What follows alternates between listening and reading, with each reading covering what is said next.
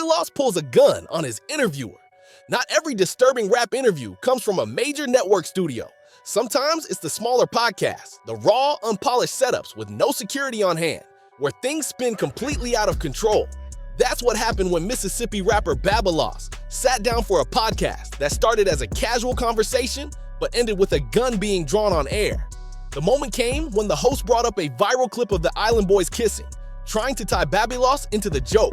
For a split second, he stayed quiet, staring at the interviewer. Then, without warning, he reached into his waistband and pulled out a handgun. The host froze, the room went silent, and the entire energy of the conversation flipped from playful to life or death in seconds. One awkward question, and suddenly there's a firearm between guest and host. The way Babyloss handled it, calm, steady, almost casual, only added to the tension. He didn't wave the gun wildly or yell, but the implicit threat was enough to chill anyone watching. Afterward, Babyloss doubled down, saying he upped the weapon because of disrespect and insisting he wasn't going to tolerate jokes at his expense. No charges came from the incident, but the footage spread online like wildfire, turning a little-known podcast into viral proof of how unpredictable and unsafe these low-budget interview setups can be. The disturbing lesson here is that in the clout-driven world of rap interviews, the line between conversation and confrontation can vanish in a heartbeat. One careless question, and what should have been an ordinary sit-down becomes a chilling reminder of how close the culture sometimes sits to real violence. X-rated prison interviews. Sacramento rapper X-rated, born Anna Ray Brown, was convicted of murder in 1992 and spent decades behind bars. From prison, he recorded full albums using phone lines and makeshift equipment, building a cult following. The interviews he gave during this period are unlike any others in rap.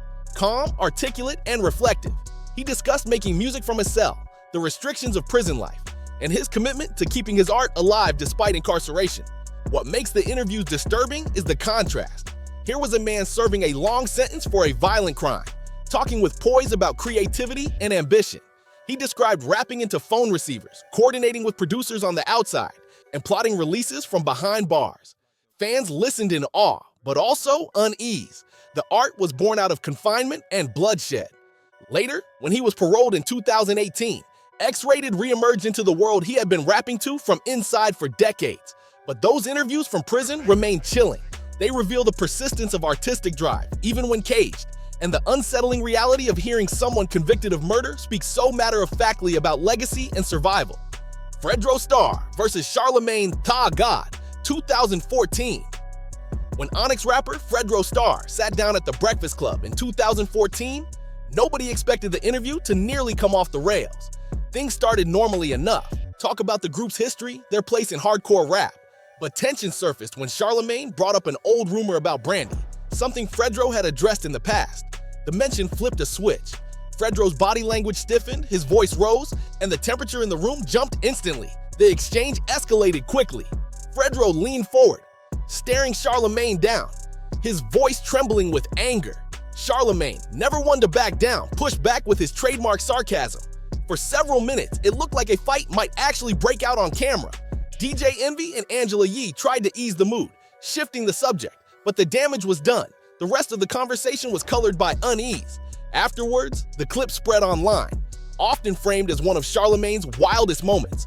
But in truth, it was Fredro's anger that defined it. Years later, it still reads less like a promotional spot and more like a confrontation that barely avoided boiling over. Keith D interviews about Tupac, 2018 to 2023. Dwayne Keith D. Davis gave some of the strangest and most unsettling interviews in rap history long before he was indicted for Tupac Shakur's 1996 murder. Across platforms like Vlad TV and documentaries, he spoke with a chilling casualness about that night in Las Vegas. He described being in the car, handing over the gun, and greenlighting the retaliation after Tupac and his crew had beaten his nephew at the MGM Grand. The most disturbing part wasn't just the content, it was the delivery. Keith D laughed, smirked, and treated the retelling like gossip at a barbecue. Decades had passed, and he seemed almost proud of his proximity to hip-hop's most infamous killing. Fans replayed the clips, torn between disbelief and fascination, while law enforcement quietly cataloged the admissions. In 2023, those very interviews became part of the foundation for Nevada prosecutors to finally charge him with murder. His defense now argues that those statements were puffed-up stories, not confessions. Yet the record is there, hours of footage where he recounts, in his own words, details only insiders would know. What makes these interviews disturbing is the disconnect. On one side, you have the brutal reality of a young man gunned down at 25. On the other, a gray-haired man speaking on camera like it's just another tale of the streets. It's the dissonance that lingers long after the clip ends. Ye on TMZ Live, 2018.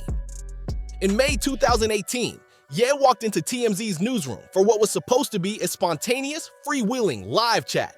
At first, it was the usual Ye spectacle, discussions of free thought, fashion, and breaking out of societal boxes. Then came the line that froze the room. When you hear about slavery for 400 years, that sounds like a choice. The moment cracked the set. Staffers looked at each other in disbelief, wondering if they'd really heard it. Within seconds, TMZ employee Van Lathan stood up and pushed back live on air, calling Ye's statement the absence of thought, and reminding him of the pain and systemic oppression that defined slavery. The confrontation wasn't rehearsed, it was raw, the kind of exchange that only happens when the cameras are live and there's no script to hide behind. Ye's comments instantly became headline news. Civil rights leaders condemned them. Fellow rappers, many of whom had looked up to him, distanced themselves. Social media filled with memes, anger, and disbelief. In the days that followed, Ye tried to frame the comments as a metaphor about mental enslavement, but the damage was done. Kodak Black on Hot 97 with Ebro, 2018. In December 2018, Kodak Black walked into Hot 97 studio for what should have been a career-boosting interview. He was riding high off hits like Z's, with momentum pushing him into mainstream stardom. But instead of a victory lap, the sit-down became one of the most unsettling moments in modern rap radio. Midway through the interview, host Ebro Darden raised a sensitive topic: Kodak's pending sexual assault charge in South Carolina. He didn't ask for details. He simply noted that it was serious and might not be something they could discuss on air. Kodak's demeanor shifted instantly. His eyes narrowed, his voice dropped, and the room went cold. After a pause, he shut down the conversation completely.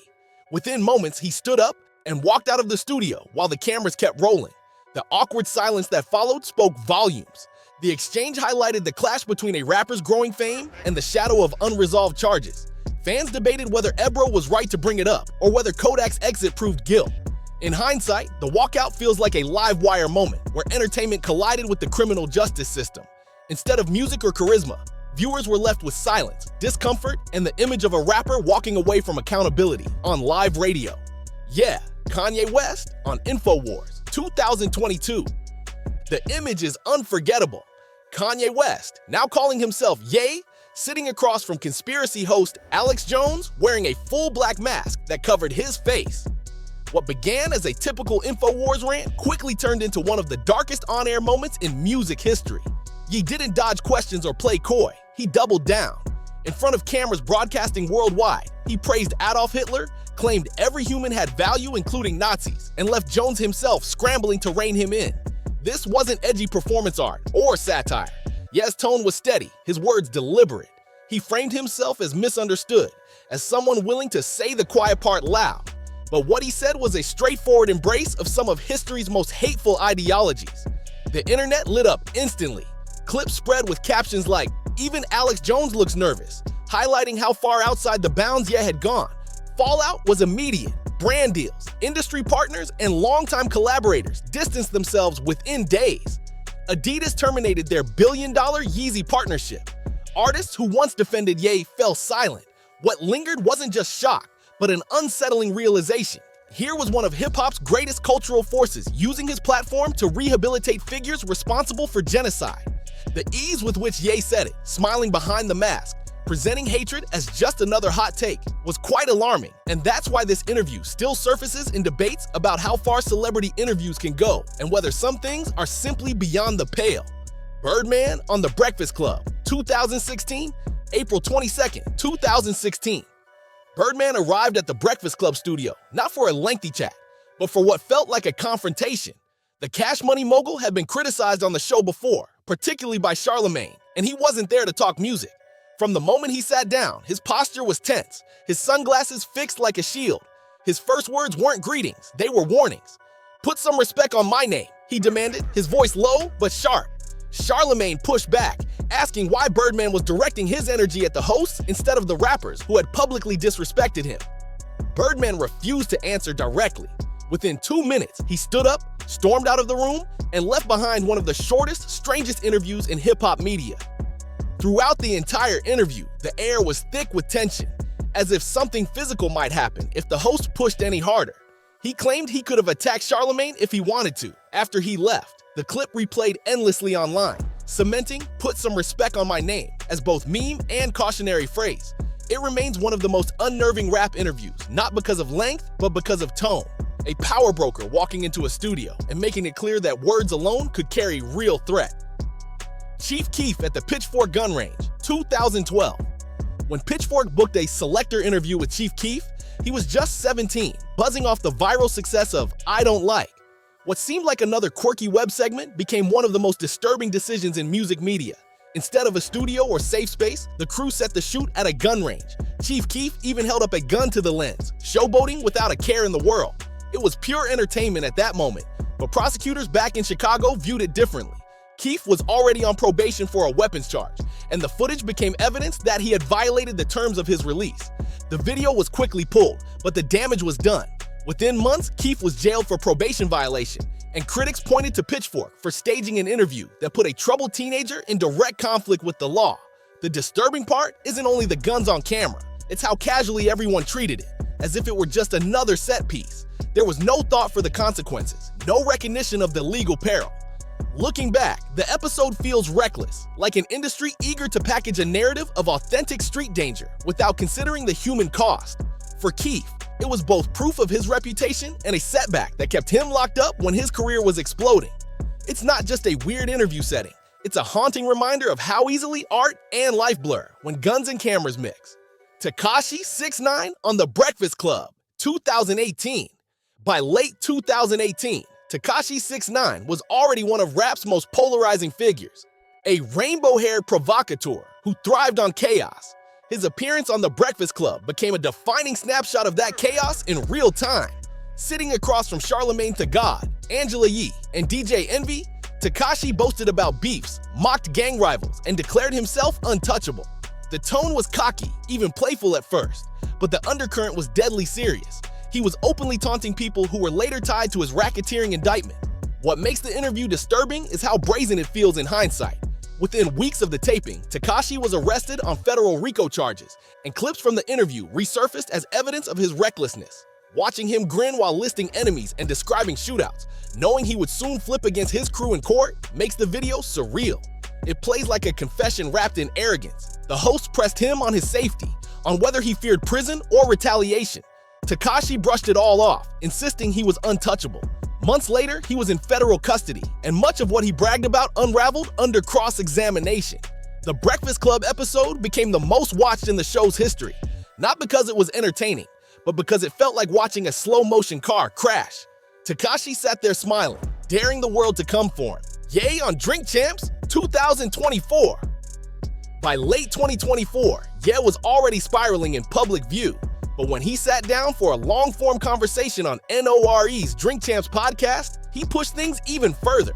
The show was meant to be loose and celebratory, a place where rappers could sip liquor, reminisce, and tell wild stories. Instead, Ye turned it into a pulpit for conspiracies. Over 3 hours, he drifted into anti-Semitic remarks, suggested powerful Jewish figures were controlling entertainment, and repeated tropes that had fueled centuries of violence. What made the episode disturbing wasn't just what Ye said, but how casual it was. He didn't shout or act erratic. He spoke calmly, smiling as the hosts and crowd laughed along, not realizing the weight of what was being said. The comments were clipped, circulated online, and within days, the backlash was overwhelming. NORE publicly apologized for not checking Ye in the moment, admitting that letting him cook was a mistake. The episode was quickly pulled from platforms, but the damage lingered. Ye's words added to a string of anti-Semitic outbursts that had already cost him endorsements. Fans who once admired his genius now struggled with the contradictions. The same man who had made College Dropout was now platforming hate. Drink Champs was built on nostalgia and good vibes. Instead, viewers got an unchallenged monologue that echoed some of the darkest rhetoric in modern politics. It showed how quickly an interview can shift from playful to poisonous when the guest is given free rein. XXXTentacion on No Jumper, 2016. Before his mainstream fame, Jahseh, XXXTentacion on Froy sat down with Adam 22 for a No Jumper interview that would later become infamous. He was only a teenager, freshly out of jail, when he started telling stories that stunned listeners. In one segment, he described brutally attacking a gay cellmate, laughing as he detailed the assault. In another, he spoke openly about robberies, fights, and a worldview steeped in violence and survival. At the time, many brushed it off as shock value, an underground artist using outrageous stories to build mystique. But in hindsight, with X later murdered at just 20 years old, the tape feels like a disturbing foreshadowing. It's not just the content, but the delivery. He spoke with pride, leaning into the brutality, as if it were a badge of authenticity. The interview quickly became a cornerstone of No Jumper's rise, propelling X into the spotlight.